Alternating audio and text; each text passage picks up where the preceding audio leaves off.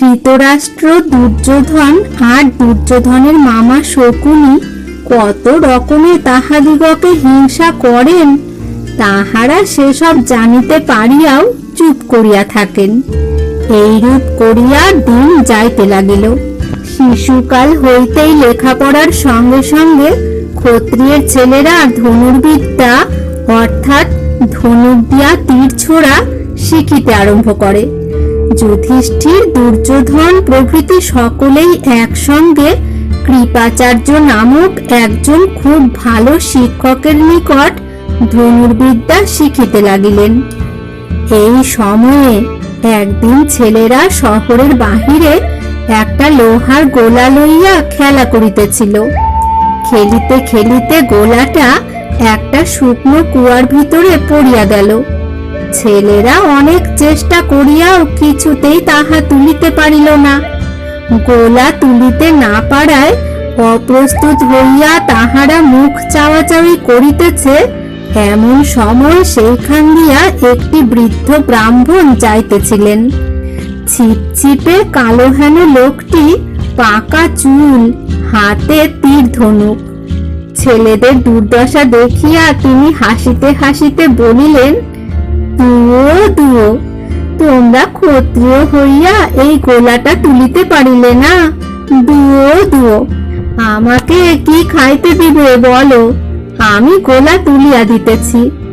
গোলাও তুলিব, আর আমার এই আংটি কুয়ায় ফেলিতেছি তাহাও তুলিব।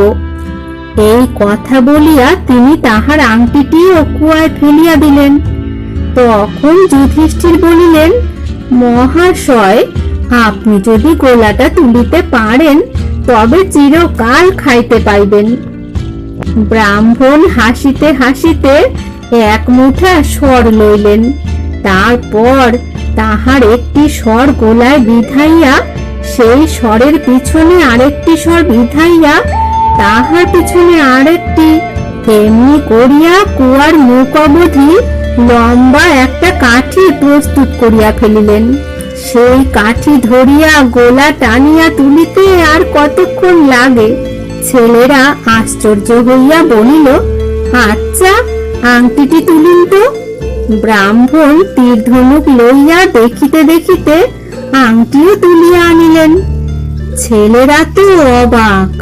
তখন তাহারা হাত জোড় করিয়া তাহাকে প্রণাম করিল। তারপর বলিল, আপনি নিশ্চয় কোনো মহাপুরুষ হইবেন। বলুন আপনি কে, আর আমরা আপনার কোন কাজ করিব? ব্রাহ্মণ বলিলেন, তোমাদের আর কিছুই করিতে হইবে না। তোমরা তোমাদের ঠাকুরদাদা মহাশয়ের নিকট গিয়া বলো যে এইরকম এক বুড়া আসিয়াছে।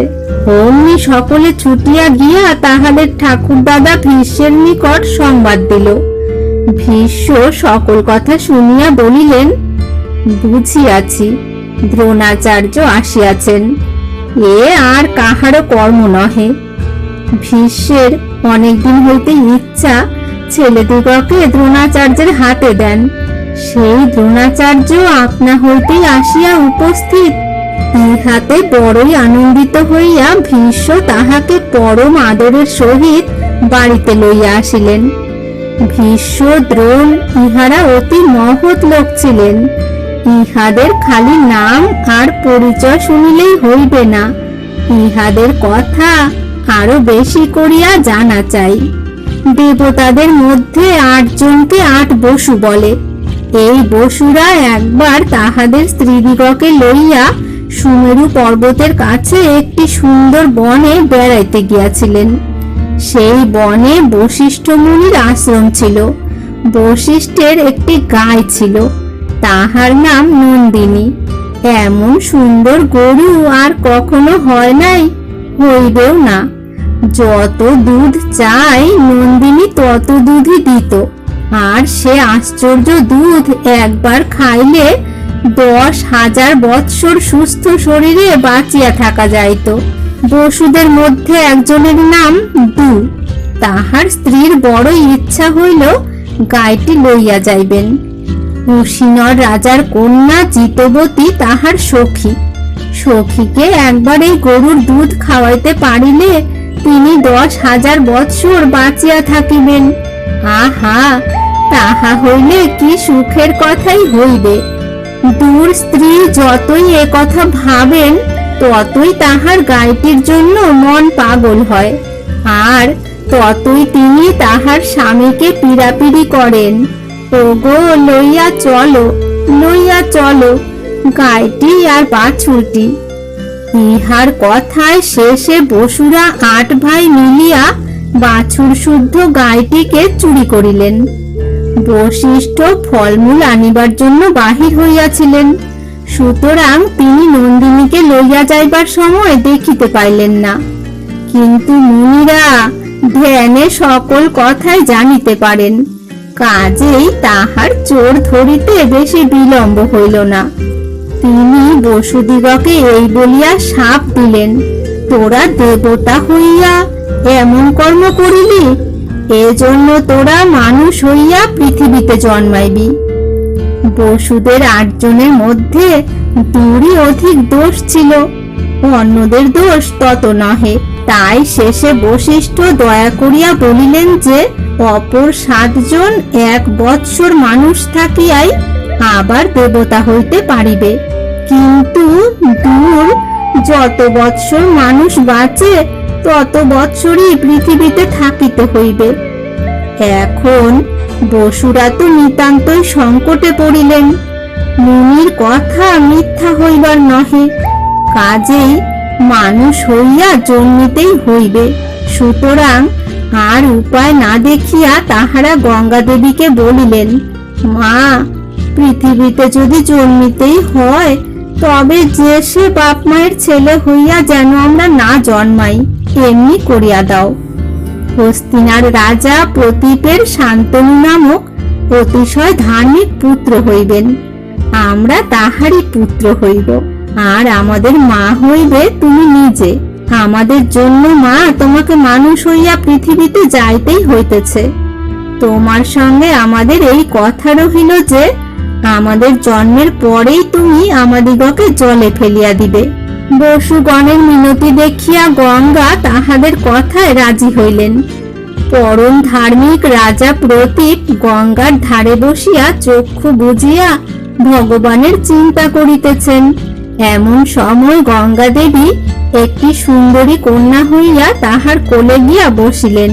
প্রতীপ চক্ষু মেলিয়া দেখিয়া নিতান্ত আশ্চর্যের সহিত জিজ্ঞাসা করিলেন, তুমি কে মা? বৌমার মতন আসিয়া আমার কোলে বসিলে। আমার পুত্র হইলে তোমাকে তাহার সঙ্গে বিবাহ দিব। গঙ্গা বলিলেন, আচ্ছা দিবেন, কিন্তু আমার একটি কথা রাখিতে হইবে। আমি যখন যাহা করিব, হাজার মন্দ বোধ হইলেও আপনার পুত্র তাহাতে বাধা দিতে পারিবেন না, তাহার জন্য আমাকে তিরস্কার করিতে পারিবেন না। রাজা এ কথায় সম্মত হইবা মাত্র গঙ্গা আকাশে মিলাইয়া গেলেন। প্রতীপের পুত্র হইলে তাহার নাম শান্তনু রাখা হইল। শান্তনু দেখিতে যেমন সুন্দর ছিলেন, ধর্মে, বিদ্যায়, স্বভাবে এবং অন্য সকল গুণেও তেমনি। তাহা দেখিয়া প্রতীপ মনের সুখে তাহার হাতে রাজ্যের ভার দিয়া তপস্যা করিবার জন্য বনে চলিয়া গেলেন। যাইবার সময় তাহাকে বলিলেন, বাবা, একটি দেবতার মেয়ে আমার বৌমা হইতে রাজি হইয়াছিলেন, তাহার দেখা পাইলে তুমি তাহাকে বিবাহ করিবে, আর তাহার মন বুঝিয়া সর্বদা চলিতে চেষ্টা করিবে। তাহার কোনো কাজে কখনো বাধা দিও না বা অসন্তুষ্ট হইও না। যুদ্ধের কাজটা রাজাদের খুব ভালো করিয়াই শিখিতে হয়, আর সর্বদা তাহার অভ্যাস রাখিতে হয়। এই জন্য শিকার তাহাদের খুব একটা দরকারি কাজের মধ্যে। শান্তনু শিকার করিতে বড়ই ভালোবাসিতেন। একদিন শিকার করিতে করিতে তিনি গঙ্গার ধারে আসিয়া একটি পরমা সুন্দরী কন্যাকে দেখিতে পাইলেন। এমন সুন্দর মানুষ তিনি আর কখনো দেখেন নাই। তাহাকে তাহার এতই ভালো লাগিল যে তিনি তাহার সঙ্গে কথা না বলিয়া থাকিতে পারিলেন না। শান্তনু বলিলেন, আপনি কি দেবতা, না দানব, না অপ্সরী, না যক্ষ? না মানুষ। আপনাকে আমার রানী করিতে পারিলে বড়ই সুখী হইব। সেই মেয়েটি আর কেহ নহেন, গঙ্গা। গঙ্গা বলিলেন, মহারাজ, আমি আপনার রানী হইব, কিন্তু আমার একটা নিয়ম আছে। আমার কোনো কাজে আপনি বাধা দিতে পারিবেন না বা অসন্তোষ দেখাইতে পারিবেন না। যদি কখনো বাধা দেন বা অসন্তুষ্ট হন, তবে তখনই আমি চলিয়া যাইব। শান্তনু এই নিয়মে রাজি হইয়া পরমা সুন্দরী রানী লইয়া ঘরে ফিরিলেন। তারপর তাহাদের দিন খুবই সুখে যায়। কিন্তু ইহার মধ্যে একটা ভারী দুঃখের বিষয় হইয়া উঠিল। রাজার দেবকুমারের মতো সুন্দর এক একটি ছেলে হয়, আর অমনি রানী তাহাকে গঙ্গায় ফেলিয়া দেন। দুঃখে রাজার বুক ফাটিয়া যায়, তবুও কিছু বলিতে সাহস পান না। পাছে রানী বলেন, আমি চলিলাম।